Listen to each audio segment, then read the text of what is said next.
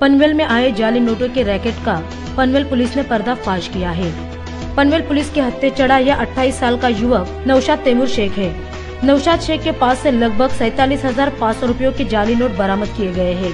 नौशाद जाली नोट पनवेल स्थित APMC market में चलाने हेतु आया था, लेकिन इसके पहले ही पनवेल शहर पुलिस ने नौशाद शेख के मंसूबों पर पानी फेर दिया।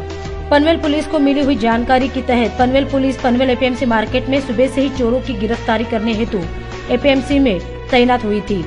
उसी वक्त दोपहर के समय जाली नोट लेकर आए हुए नौशाद शेख को जाली नोटों के साथ पुलिस ने गिरफ्तार कर लिया। इस पूरे वारदात की जानकारी पनवेल पुलिस थाने के सहायक पुलिस निरीक्षक श्री अमगर ने मीडिया कर्मियों को दी। माझ्या टीममध्ये पोलीस कॉन्स्टेबल खेडकर यांच्या गुप्त बातमीदारांनी त्यांना बातमी दिली की पनवेलमध्ये बनावट नोटा वटवण्यासाठी एक इसम येणार आहे।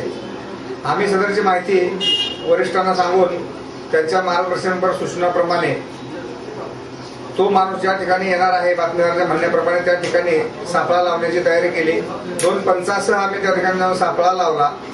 सापळा लावल्यानंतर काही वेळानंतर सदरचा इसम त्या ठिकाणी आला। त्याला आमच्या खेडकर यांच्या बातमीदाराने ओळखून तो असल्याचा आम्हाला इशारा करून सांगितल्यानंतर आम्ही त्याला जागीच पकडून त्याला त्याची 2 पंचासमक्ष सोबत असल्या पंचासमक्ष झडती घेतली।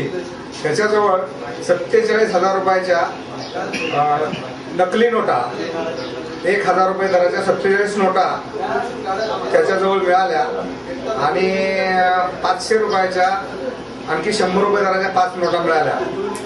सदरच्या नोटा आम्ही